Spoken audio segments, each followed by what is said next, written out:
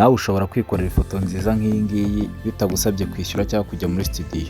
Muri iyi video ndakwigisha uburyo ushobora gukora amafoto meza ukoresheje telefone cyangwa se mashini na internet gusa. Tugendane step by step, wirinde gutarutsa video, tugendane intambwe ku yindi kugira ngo hatagira akantu kagucika. Niba ari ubwa mbere ugeze kuri channel yacu ya RN Tech, ibuka kubanza ukanda subscribe, ufungure inzogera, liking iyi video, sharing. Niba ufite igitekerezo cyangwa inyunganizi byandike muri comment. Reka duhite dutangira. Hituza muri comment sasa y'iyi video uri kureba. Ubwo twatangiye, urahita uza hano muri comment uhakore, urasanga hapininzemo WhatsApp channel.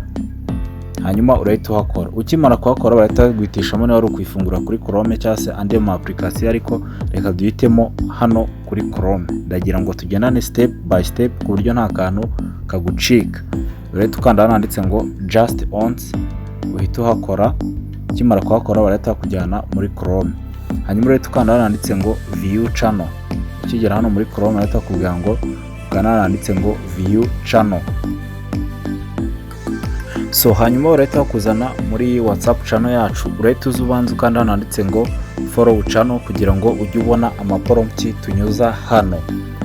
Urumva, hanyuma numara gufungura follow urahita uzukanda hano handitse ngo unmute kugira ngo ujye ubona notification. Urabona ahangaha hano hejuru aka notification kagomba kuba gafunguye. So uko ndi kubikora nawe bari ko ubigenza. Hanyuma urabona ko tuvuga ko nta internet, reka dufungure internet. Urahita ukanda hano handitse try again. Urabona ko batubwiye notification off, urahita uza ukande hano kuri notification on, urebe ko imeze gutya. Urabona ko hano hejuru batubwiye ngo notification on, urebe ko kameze utya. Hanyuma hano urahita uza mo hano hasi muri WhatsApp channel urasangamo prompt. Dore ngiyi hano muri kuyibona. Ni ukuvuga ngo niba mbakoreye video nkakubwira ati dore ngiyi prompt, ni ukuza ukayikandaho ukarekeraho, ugahita uza hano hejuru mu nguni iburyo, hano hari ubudomo butatu ukahakora, ugahita uza ugakanda hano handitse ngo copy. Ahangaha handitse copy. Ukihakora tayari uba umaze gukopiya prompt. Ikintu uhita ukora ni iki ngiki rero. Ukimara gukopiya prompt urahita ukuramo byose, then uraza ufungure iyi application mwese murayizi, Chrome. Dore ngiyi Chrome hano, uraza uyifungure. Ukimara kuyifungura urahita ukanda hano hejuru muri search. Ahangaha ushakira ibintu, dore ngaha mwese muri kuhabona hano hejuru muri search urahita wandikamo ijambo ChatGPT. Ngira ngo mwese murayizi, abenshi murayizi. Icyo uri bukore urategereza.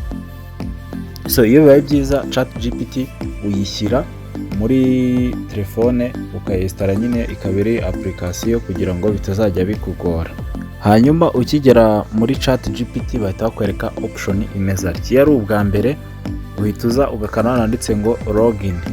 Ubwo ni ku bantu binjiyemo bwa mbere, abasanzwe bafitemo account imwe ntago ukora ibi ngibi ngiye gukora. Ugahita uza ugakanda handitse ngo continue with Google. Ubwo ni ukwinjiramo, cyangwa se continue with Apple, cyangwa se continue with phone number cyangwa email bitewe. Reka dukoreshe ubu buryo bwo hejuru, continue with Google, kuko nibwo bworoha.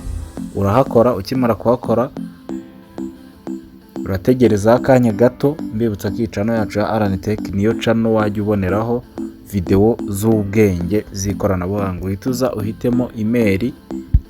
Ukimara guhitamo email urayikoraho. Ukimara kuyikoraho barakuzana option imeze gutya. Urahita byirodinga, nuko twe dusanzwe dufitemo application ya ChatGPT. So tayari urabona ko hano tuba twamaze kugera muri ChatGPT. Icyo uhita ukora, uhita uza hano hantu hari agasaraba cyangwa se akamenyetso ko guteranya hano hasi ukahakora. So ukimara kuhakora ugahita uza ugakanda hano handitse ngo photo. Kanda hano handitse photo cyangwa file bitewe n'icyo ushaka, ariko twereka duhitemo hano hambere handitse photos. Urahakora. Ukimara kuhakora atakujyana muri gallery yawe. Hanyuma ikintu uri uhita ukora, urahita uza urebe ifoto ushaka gukora. reka twebwe duhitemo ifoto dushaka gukoresha. Hano kuri ask anything uhita ukandamo urekeremo, ukanda handitse paste, ubwo ya prompt turaba tuyishyizemo. Urahita uza ukande hano kuri aka kantu k'agafresh kari kureba hejuru, hanyuma uragakandaho utegereze. Ukimara kugakandaho urahita utegereza akanya gato. Urabona ko twayihaye ifoto, tuyihana prompt. So urabona ko hano iri kutwereka ko iri gucreatinga ya foto. Dore ngaha, nyabone ushatse washyira ChatGPT muri telefone yawe, kuko ngiye kujya mbaha prompt zibakorera amafoto meza. So urategerezaho akanya gato. So tayari urabona ko ifoto yamaze kuyikereya. Urabona ko ifoto yacu yamaze kuyikereya, ndetse urabona ko ari ifoto nziza. Ikintu uhita ukora, urahita uza ukanda urekereho, urayikoramo urekereho ku ifoto, uhita ukanda hano handitse ngo download image. Hano handitse ngo download image. Dore ngaha ukiyakora urahita uza ukanda open hano, hanyuma urebe ya foto yawe uko imeze. Urabona ko ifoto iri professional kandi irakeye.